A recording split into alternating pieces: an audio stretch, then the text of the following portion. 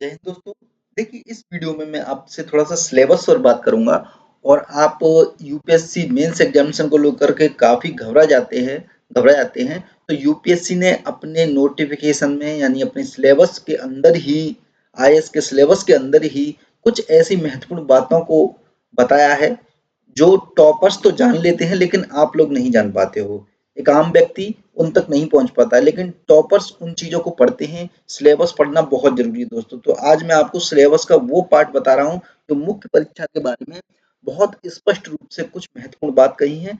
इस पर भी डिस्कशन करेंगे, थोड़ा सा हम एग्जामिनेशन पर भी डिस्कशन करेंगे। तो आखिरकार यूपीएससी ने क्या कहा है प्रधान परीक्षा यानी कि मुख्य परीक्षा के बारे में। तो यहाँ पर शब्द सुनिएगा, यदि आप ध्यान से सुनोगे। देखिए, यूपीएससी का है अटेंशन। जितना आप ध्यान किसी चीज पर लगाओगे ना, तब जाकर के चीजें क्लियर होती हैं। तो अपना ध्यान बिल्कुल मेरी आवाज की ओर अग्रसर कर लीजिए, ठीक है। देखिए, प्रधान परीक्षा का उद्देश्य उम्मीदवारों के समग्र बौद्धिक गुणों, इस शब्द को आप लिख लीजिएगा, तथा उनके गहन ज्ञान का आकलन करना है।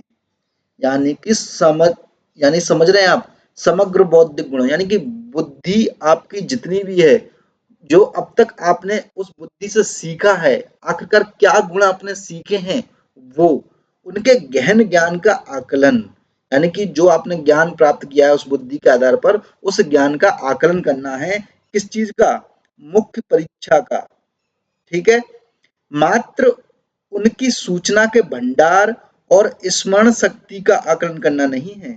समझ रहे हैं? यानी कि उनकी सूचना भंडार, यानी कि जैसे मान लीजिए कोई भी आपने फैक्ट याद कर लिया कहीं से पढ़ करके, वो आपके दिमाग में है।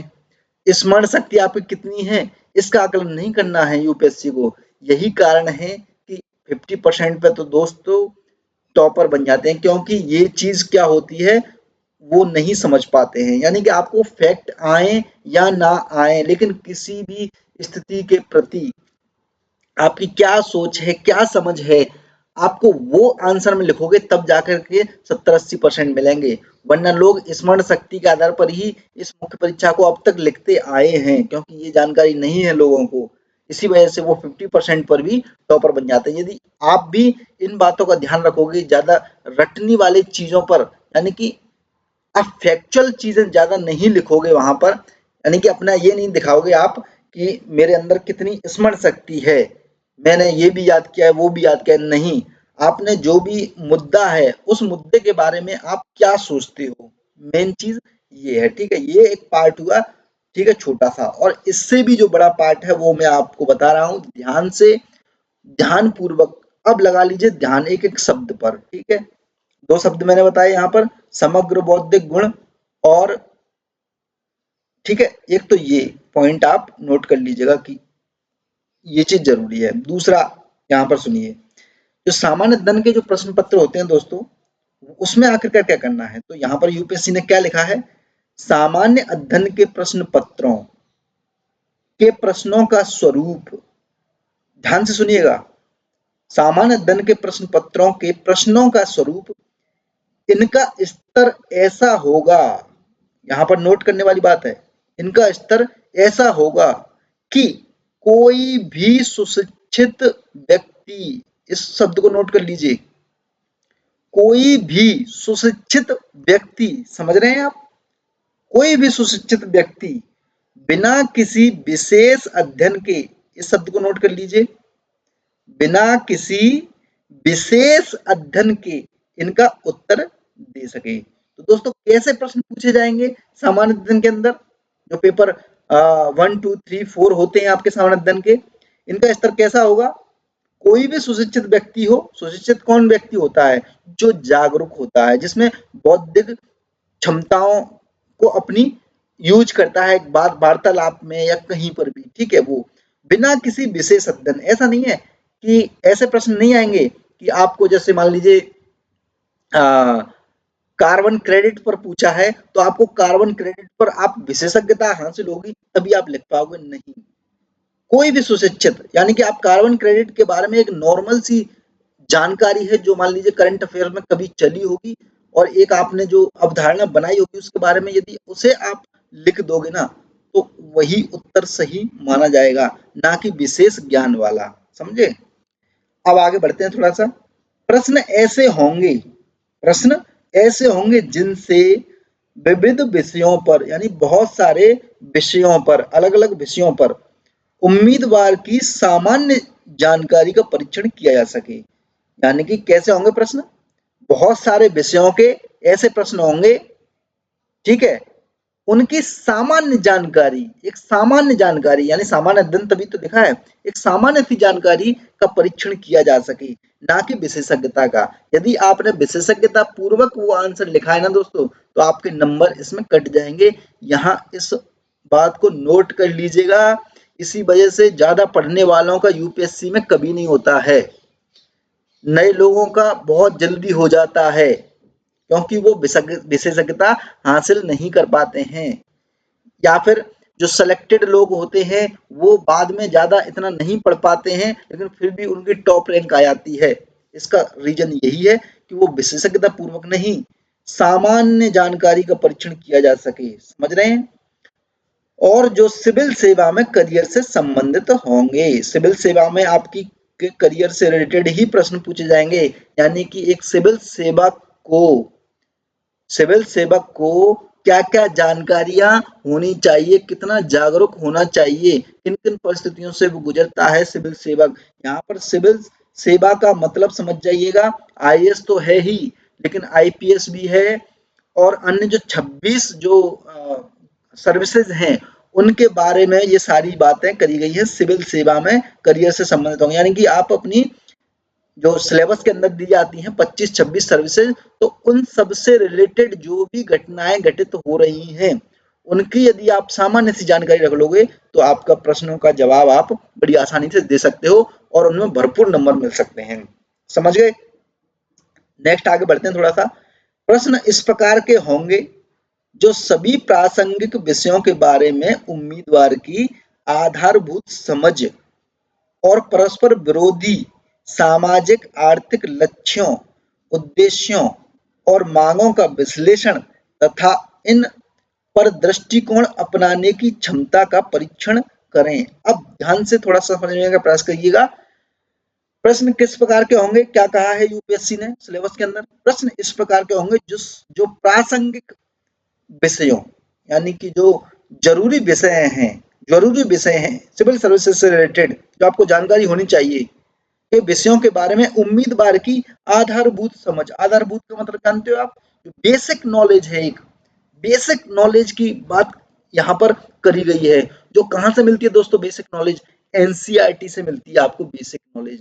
किसी भी टॉपिक के बारे में आपको जानकारी चाहिए, एनसीईआरटी उठा लीजिए बेसिक नॉलेज के लिए।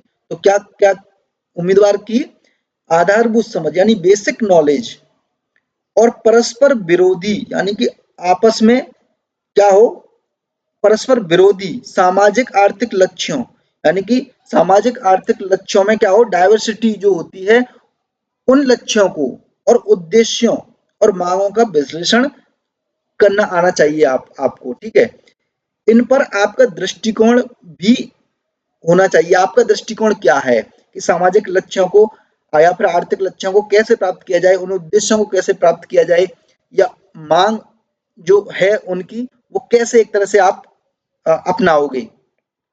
ठीक है, समझ रहे हैं?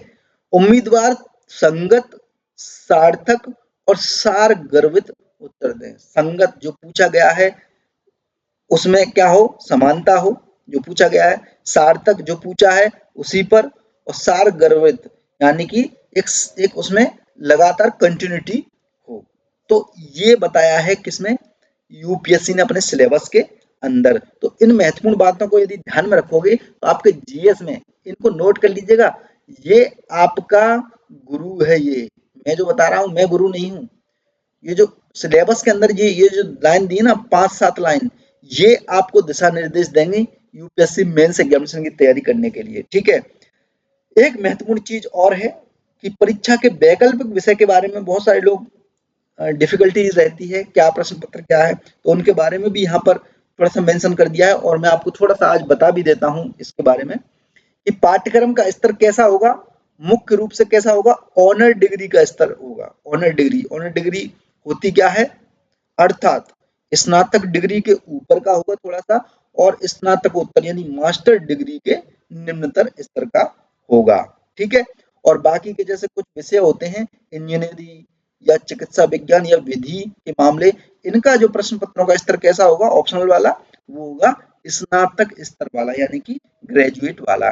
तो आपको ऑप्शनल जब भी तैयार करें आप, तो आपको करना क्या है दोस्तों, जैसे मान लीजिए आपने ले लिया हिस्ट्री, हिस्ट्री सब्जेक्ट्स ले लिया, तो आपको स्नातक की बुक पढ़नी है अपनी, जो भी आपने पढ़ी हुई है वो पढ़ लीजिए स्नातक वाली, और यानी ग्रेजुएशन वाली, ग्रेजुएट जो आपने करी है वो, और एक मास्टर डिग्री वाली। ठीक है। तो दोनों बुक्स को आप पढ़ करके जो प्रश्न पूछे जाएंगे, ना तो एकदम एक्सट्रीम लेवल पर बताने आपको, ना तो मास्टर बनना है, ना ही एक बेसिक नॉलेज वाला रहना है, उनके बीच में आपको रहना पड़ेगा। इस प्रकार के आपसे प्रश्न पूछे जाएंगे। तो कोई भी ऑप्शनल आपने लिया है, आप ग्रेजुएशन और उसी सब्जेक्ट का पोस्ट ग्रेजुएशन की दोनों की बुक्स आप ले लोगे, और यदि इग्नो के बुक्स ले लोगे ना, इग्नो के नोट्स आते हैं, वो बुक्स ही होती हैं जिस जो भी सब्जेक्ट आप ले रहे हो आर्ट वाला, तो उसमें आती हैं बुक्स। ठीक है। तो उन बुक्स से दोनों को मिला करके इंटीग्रेट करके पढ़ लोगे ना, तो समझ जाइएगा कि आपकी पूरी तैयारी कंप्लीट हो जाएगी ऑप्शनल की। तो ये हुआ ऑप्शनल के बारे में दोस्तों। तो इन बातों को ध्यान रखोगे तो ही मेंस मुख्य परीक्षा में आपके अच्छे आंसर्स जो है लिख सकते हो, अच्छे नंबर आएंगे। ठीक है। और जो आप ज़्यादा घबराते हो कि मेंस में यार बहुत ज़्यादा एक्स्ट्रा ऑर्डिनरी लिखने की ज़रूरत है, दोस्तों एक्स्ट्रा ऑर्डिनरी वाले कभी नहीं। ऐसे ऐसे लोग मेंस प्री तो निकाल लेते हैं फैक्चुअल के दम पर, लेकिन मेंस एग्जामिनेशन उन्हीं का निकलता है दोस्तों जिनकी फैक्चुअल नॉलेज कम होगी, वहां पर फैक्ट कम देंगे, लेकिन अपनी बुद्धि के अनुसार जो भी वो सोचते हैं सामान्य जानकारी को लेकर के, ठीक है, उसके अकॉर्डिंग लेंगे। इसी वजह से देखिएगा ज्यादातर जो टॉपर्स होते हैं उनके प्री के अंदर कम नंबर रहते हैं। उदाहरण के लिए टीना डाबी रही, रिया डाबी रही, या फिर अन्य भी हुए, एक आध दो लोगों को छोड़ दीजिएगा, यानी कि प्री में जिनके कम नंबर रहते हैं वही मेंस में बहुत बेहतर कर पाएंगे। इसी वजह से जो फर्स्ट अटेम्प्ट वाले होते हैं वो बहुत जल्दी निकल जाते हैं, क्योंकि उनकी फैक्चुअल नॉलेज कम होती है।